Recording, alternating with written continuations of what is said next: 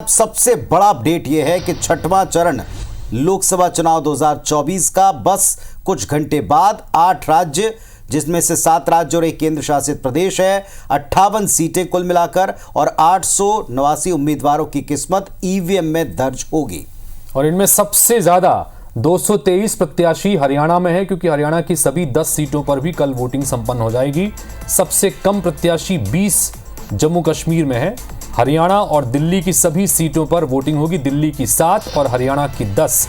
ये महत्वपूर्ण 17 सीटें हैं जिस पर सभी पार्टियों ने पूरी ताकत लगाई हुई है। 3 केंद्रीय मंत्री और 3 पूर्व मुख्यमंत्री इस चरण में मैदान में हैं। इसके अलावा भी कई दिग्गज हैं जिनकी किस्मत ईवीएम में दर्ज हो जाएगी। सुबह 7 बजे से मतदान प्रारंभ हो जाएगा। चुनाव आयोग की टीमें तैयार हैं। मतदान सामग्री के साथ अपने अपने बूथ के नज़दीक ये सभी डेरा डाल चुके हैं और सुबह होते ही जो प्रक्रिया है उसका पालन करवाते हुए सुबह 7 बजे से वोटिंग प्रारंभ हो जाएगी और देश में फिर बचेगा केवल एक चरण का मतदान। यानी धीरे धीरे करके जो 7 चरणों के मतदान की लंबी प्रक्रिया है, इसमें हम 6वें चरण तक पहुंच गए हैं और 24 घंटे के भीतर हम ये ज़रूर देखेंगे कि बस एक चरण शेष बचेगा और 6 चरण पूरे हो जाएंगे। चंद सीटों पर ईवीएम में फैसला दर्ज होने के बाद बारी आएगी 4 तारीख की, यानी नतीजों की। सबसे आह्वान है कि वोट देने जरूर आए। ये मतलब 6ठी फेज है कल और थोड़ी गर्मी है। गर्मी के सारे इंतजाम हमने बचाने के बूथ्स पिक किए हैं, यानी वहां शामियाने लगवाए हैं। पंखा और कूलर की भी व्यवस्था करने की बहुत सारी जगह में कोशिश की है। पानी की व्यवस्था हर जगह होगी। ORS भी रखवाया है। डॉक्टर्स भी रहेंगे आसपास में ही अगर किसी की कोई तबीयत खराब हो जाए। तो सारी व्यवस्था है हमारी, गर्मी को जिस तरीके से हम कम कर सकें।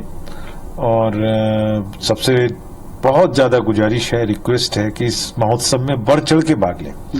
अभी तक वोटिंग परसेंटेज अच्छी हुई है, 4th में भी इंप्रूव हुई, 5th में भी इंप्रूव हुई, तो मुझे उम्मीद है कि 6th में और ज्यादा इंप्रूव होगी। तो 19 अप्रैल को पहले चरण का मतदान हुआ था और उसके बाद अलग अलग चरणों से होते हुए 6ठे चरण की कल वोटिंग होगी और उसके बाद एक चरण और बचेगा जो आखिरी चरण है और उसमें भी 58 सीटों पर ही वोटिंग होनी है और वो आखिरी चरण का मतदान 1 जून को होगा। और उसके बाद सभी को बेसब्री से इंतजार 4 तारीख का है जब नतीजे सामने आएंगे। एक बार स्क्रीन पर आपको मैप के जरिए बता रहे हैं कि कहां कहां पर कल जो वोटिंग होनी है उनमें कितने राज्य, चूंकि हमने बताया कि 7 राज्य और एक केंद्र शासित प्रदेश है, तो कहां कहां पर वोटिंग होनी है। उत्तर प्रदेश की 14 सीटों पर इस चरण में वोटिंग होगी। उत्तर प्रदेश वो राज्य जहां पर सभी 7 चरणों में वोटिंग हो रही है। वहीं हरियाणा की सभी 10 और पश्चिम बंगाल, बिहार की 8 सीटें, ये दोनों राज्य भी ऐसे जहां पर 7 चरणों में वोटिंग हो रही है। उसके अलावा दिल्ली की 7 सीटें, ओडिशा की 6 और झारखंड की 4 सीटों पर भी वोटिंग होगी। चलिए, तो 5वें चरण में अभी तक 5वें मतलब 5 अलग अलग चरण जो हुए हैं, उसके बाद ये अगले चरण के दिग्गज हैं जिनको आप टीवी स्क्रीन पर देख रहे हैं। दांव पर 3 केंद्रीय मंत्रियों की किस्मत है।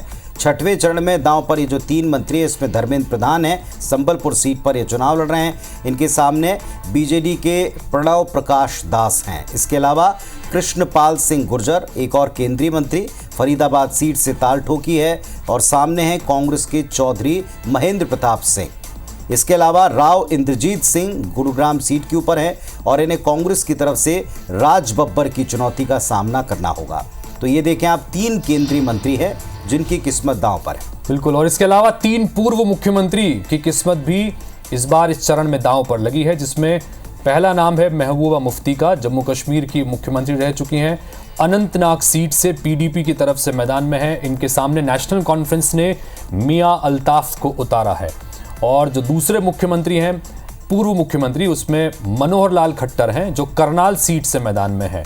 और इनको जब प्रत्याशी बनाया गया था तो ठीक एक दिन पहले इन्हें मुख्यमंत्री पद से इस्तीफा दिलवाया गया हरियाणा के, और उसके बाद अगले दिन इनकी कैंडिडेचर का ऐलान कर दिया गया। और इनका मुकाबला कांग्रेस के युवा दिव्यांशु बुद्धि राजा से है, हरियाणा की महत्वपूर्ण सीट करनाल। और इसके अलावा जगदम्बिका पाल उत्तर प्रदेश के मुख्यमंत्री रह चुके हैं, डुमरियागंज से मैदान में है। इनका मुकाबला समाजवादी पार्टी के प्रत्याशी कुशल तिवारी से है। और छठवें चरण के चुनाव में 8 राज्यों की इन 58 सीटों पर वोटिंग के लिए काउंटडाउन शुरू है। अब से चंद घंटे के बाद बस ये रात बीतते ही इन सीटों पर जनता तय कर देगी कि किसको अपना जनादेश वो देने वाली है।